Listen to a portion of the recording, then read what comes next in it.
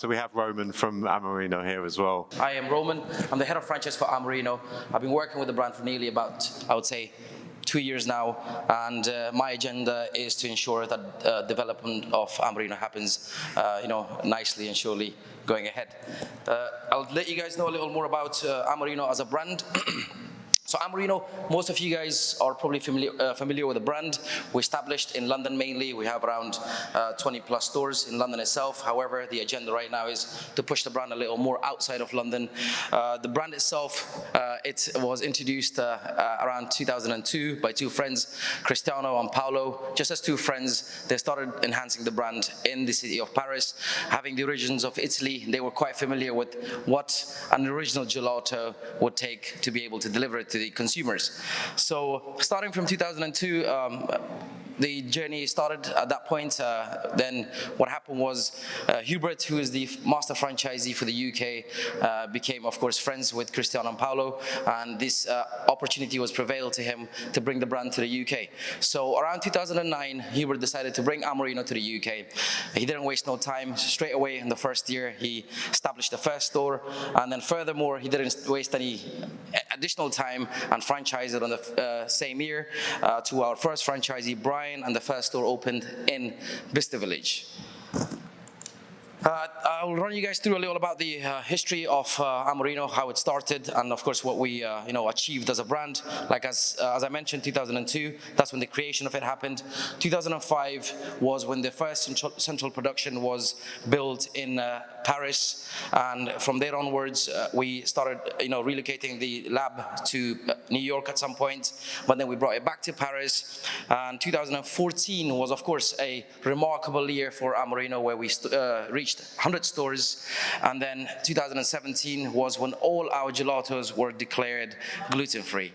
At this very moment of time right now, we have 265 stores throughout the world, nationwide, and we have around 30 establishments in the UK.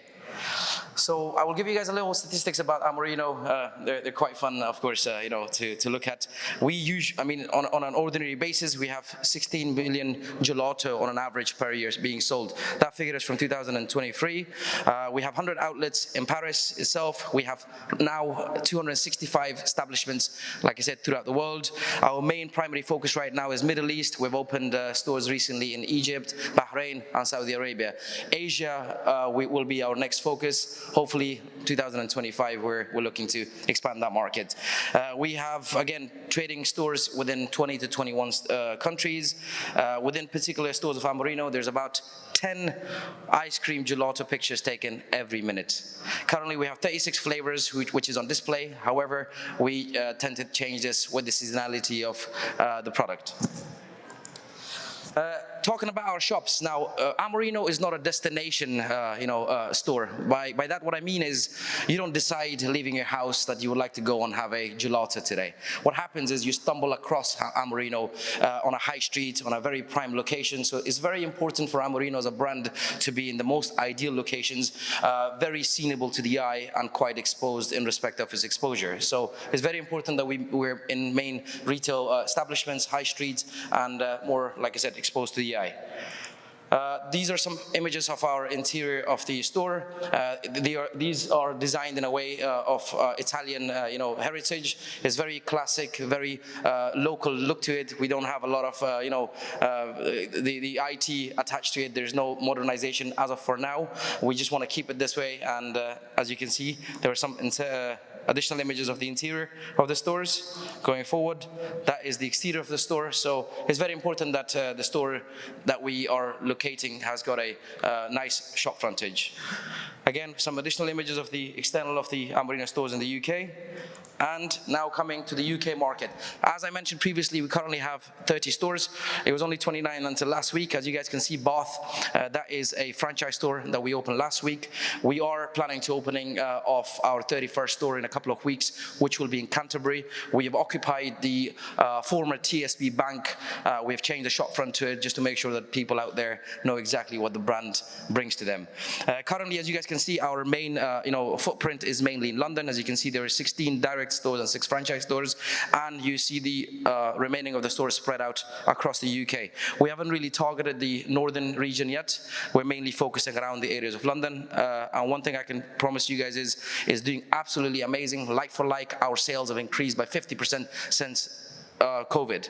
So if anything, there's only upwards and onwards for Amorino and for the brand itself. We were thinking the brand itself is going to be something that will mainly establish in London, and it might not do well outside. But again, I was proven wrong. York has done record sales, Bath has done record sales, Bracknell has done amazing, Marlow and Windsor we opened last year. They're both doing absolutely amazing. So what I'm saying is that there is a huge market. Our capacity right now is absolutely amazing. We're potentially looking at penetrating Manchester, Birmingham, and further markets. We do have franchises for them, so anything that can be brought on board in respect of an absolutely amazing location, we're keen to take that on.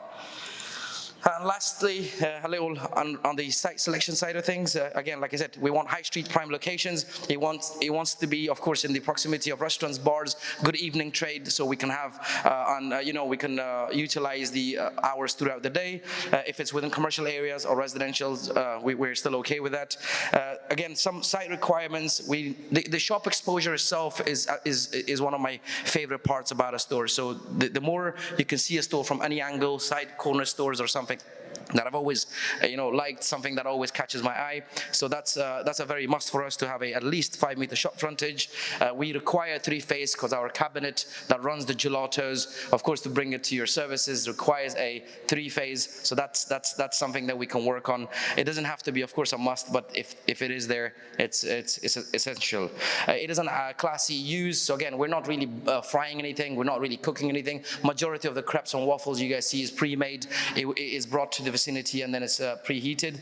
Apart from that, it's just serving gelato. I mean, we're bringing happiness to everyone. And again, like I said, these are the requirements. I do have the landlord packs at the end if anyone wants to meet.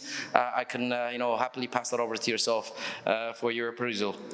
And again, lastly, we are of course bringing to yourself the footprint and the development plans. Currently, like I said, we have 30 stores.